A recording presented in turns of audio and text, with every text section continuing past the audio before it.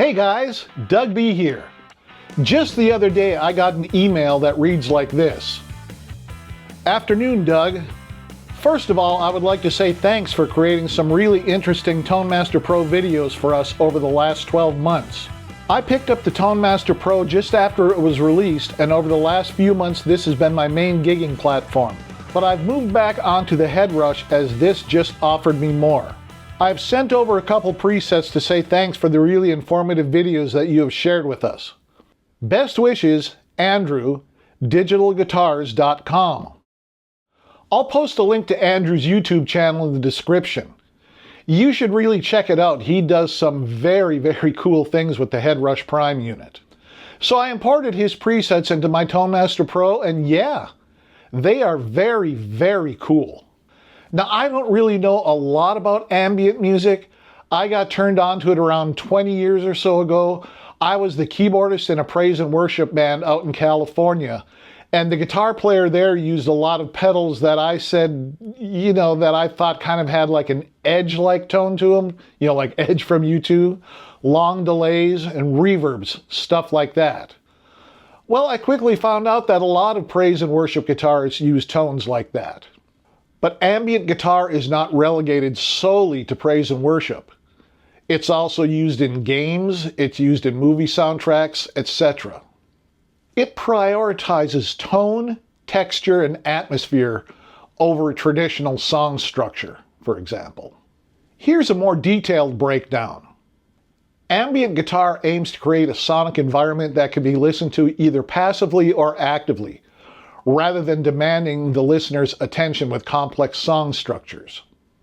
Time-based effects like reverb and delay are crucial for creating spacious, ethereal sounds. Ambient guitar often features sparse playing to allow the effects and textures to take center stage. The goal is to create a musical texture that conveys a specific feeling or mood, rather than a traditional song structure.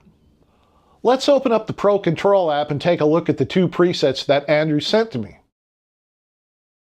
The first preset is called Kezwick, and what a preset it is. There are no amps or cabs, just 14 pedals using the instrument parallel 1 signal path. I noticed that the overall level on this preset was pretty low. I checked it and it was set at 17%, so I bumped that up to 50%. Let's look at the pedals being used. The first pedal is the Auto Swell volume pedal, and this pedal is very important in making this preset useful. Without it, you just get a huge kludge of notes layered on top of each other. The Auto Swell makes you play your notes deliberately and very carefully. The next pedal is the Boost, which doesn't get used. There's no foot switch set up for it, so it stays bypassed. The input splitter has levels A and B turned up all the way, and the pan controls are straight up the middle. Then we get to the parallel section. The top path has the Verifuzz, the triple-double chorus, and the shimmer reverb. The bottom path has the stereo tape echo, the triple-double chorus, and the celestial reverb. The output splitter has levels A and B turned up all the way, and the pan controls are set hard left and hard right for stereo output. Next we have the 3D chorus, the EQ3, and the stereo echo filter. The chromatic pitch shifter is in bypass mode, but there is an on-off foot switch set up for it. The last three pedals are the stereo flanger, the large hall reverb, and the cloud reverb. There are 3 foot switches set up for this preset. One for the Auto Swell, one for the Verifuzz, and one for the chromatic pitch shifter. Turn off the Auto Swell for a little bit and you will quickly understand why it's necessary. Let me do a little demo of this preset for you.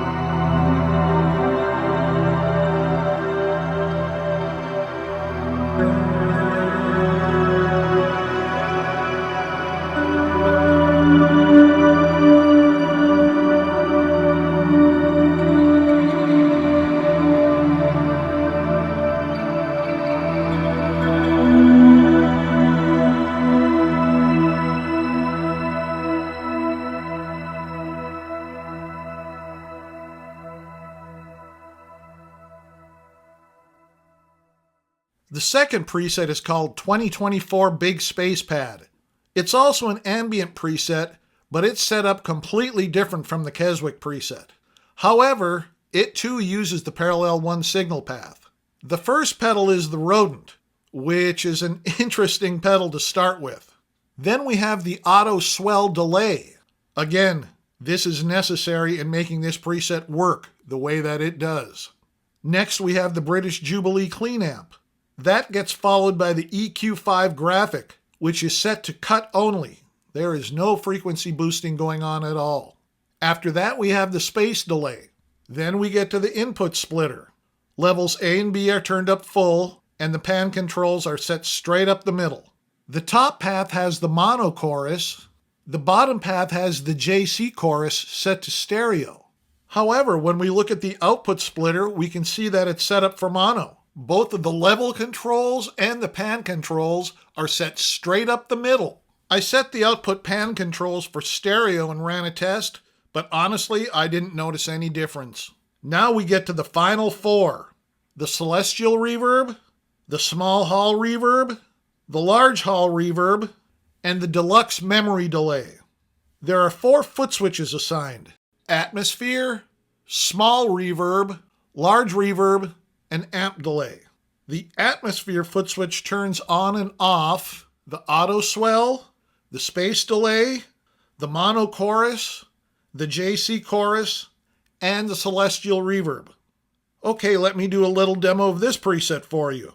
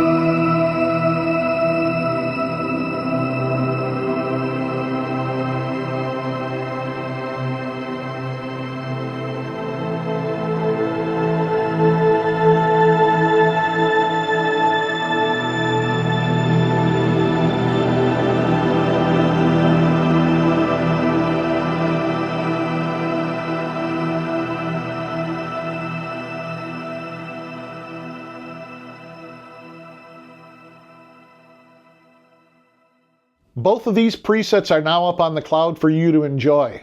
And once again, much thanks to Andrew at Digital Guitars UK. I'd like to know, do you do ambient guitar stuff? Like, is it in a praise and worship scenario? Or are you making soundtracks, things like that? Do you have a favorite ambient guitar artist that you like? Drop me a line in the comments and let me know. And if you're still here, thank you so much for stopping by and sticking around. I really do appreciate it.